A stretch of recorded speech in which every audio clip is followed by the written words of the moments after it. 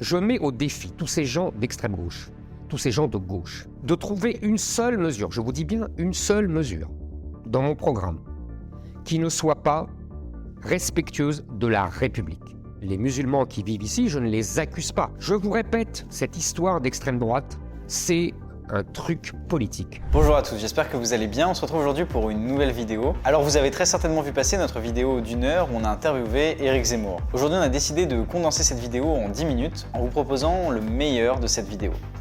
J'espère que ça vous plaira, si c'est le cas n'hésitez pas à laisser un j'aime, à mettre un commentaire et pensez bien à vous abonner, c'est super important pour soutenir la chaîne. Bonne vidéo. Éric Zemmour est-il d'extrême droite? Bah non. Éric Zemmour se présentera-t-il en 2027? Je ne sais pas. Vous savez, dans 4 ans, il peut se passer beaucoup de choses.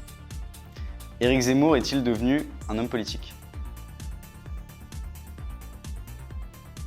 Au sens de politicien, non. Au sens de faire de la politique, c'est-à-dire vouloir défendre des idées et une certaine idée de la France, et oui. La crise climatique est-il le plus grand défi de notre génération? Moi, je pense que le plus grand défi de notre génération, c'est l'islamisation du pays et le grand remplacement. De votre génération. C'est le plus grand défi de votre génération.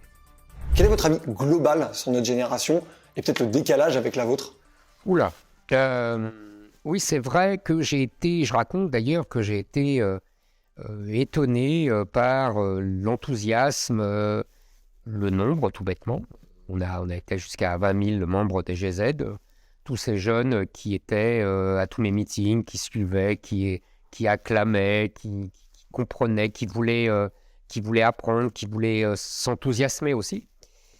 Je ne dis pas que j'ai emporté l'adhésion de toute votre génération, malheureusement. Je n'oublie pas que la plupart des jeunes, en tout cas des jeunes urbains diplômés, ont voté pour Jean-Luc Mélenchon. Et qu'ils ont rejoint ce que j'appelle cette alliance islamo-gauchiste, au sens propre du terme, c'est-à-dire avec un peuple musulman qui a voté à 75% pour Jean-Luc Mélenchon. Pourquoi vote-t-il Jean-Luc Mélenchon? Parce que justement, disent-ils, il faut voir toutes les interviews, toutes les enquêtes, etc., parce que c'est lui, au moins, il défend les musulmans. C'est un vrai vote communautaire, il faut l'assumer comme tel. Beaucoup de jeunes ont voté pour moi. Beaucoup de jeunes des classes plus populaires ont voté Marine Le Pen. Et des jeunes, beaucoup, contrairement à ce qu'on dit, ont voté Emmanuel Macron. Donc tout ça, vous comprenez, je ne dis pas les jeunes, il n'y a pas un vote jeune, ça serait ridicule. D'ailleurs, entre nous, il n'y en a jamais eu.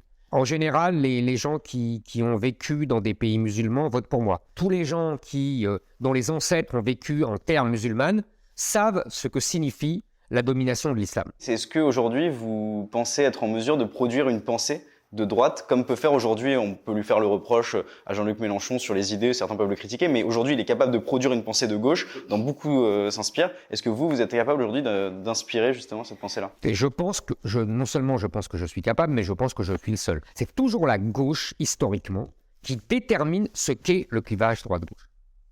C'est-à-dire que c'est la gauche qui dit il faut guillotiner le roi. Mais il faut bien comprendre que je produis une pensée de droite adaptée à la gauche d'aujourd'hui. Qu'est-ce que c'est que l'extrême droite?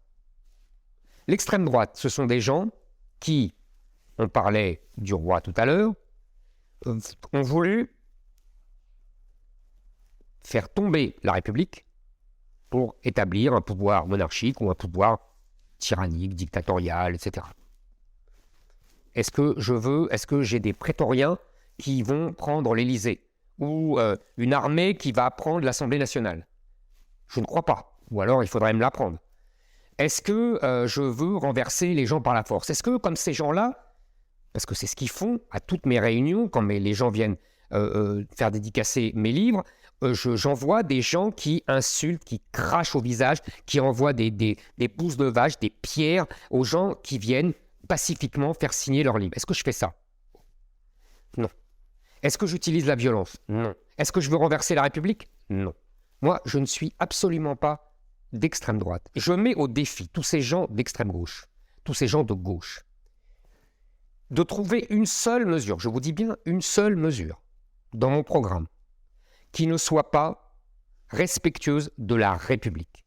Est-ce qu'il y a des gens aujourd'hui en France, dans la spectre politique, qui sont d'extrême droite? Il y en a sûrement, mais ils sont comment vous dire, microscopique. Ah, Jean-Marie Le Pen n'est pas d'extrême droite? Jean-Marie Le Pen, c'est un...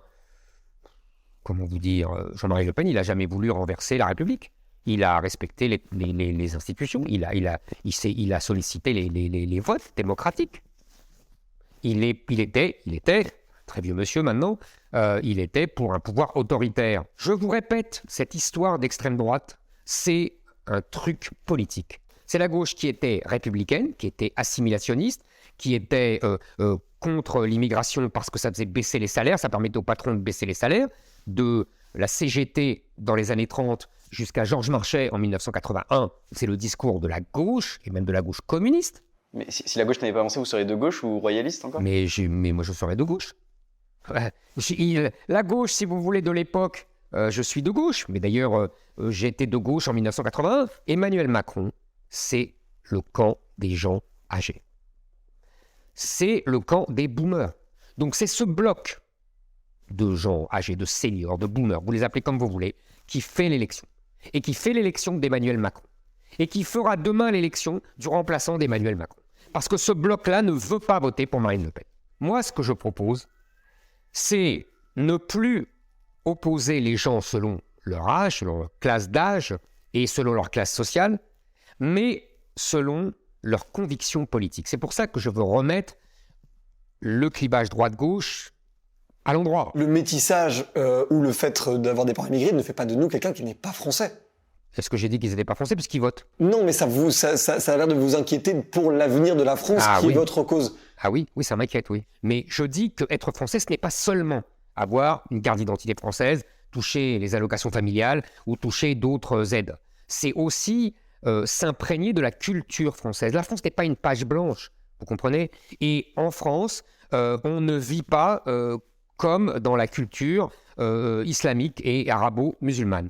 On vous entend beaucoup moins sur des sujets comme l'environnement ou la technologie, qui sont pourtant aujourd'hui devenus et se sont imposés comme des sujets cruciaux pour l'avenir de la France, mais de l'humanité aussi. Je ne nie pas qu'il y a un réchauffement climatique. D'ailleurs, il me suffit de discuter avec les agriculteurs, vous voyez, dans toute la France, par où tout je passe, et qui me disent « Ah bah oui, là, il y a un réchauffement, là, ça va pas, on a avancé telle récolte, etc. etc. » Donc, vous voyez, évidemment que ça existe. Moi, je veux être président de la République française. Je ne veux pas être président du monde.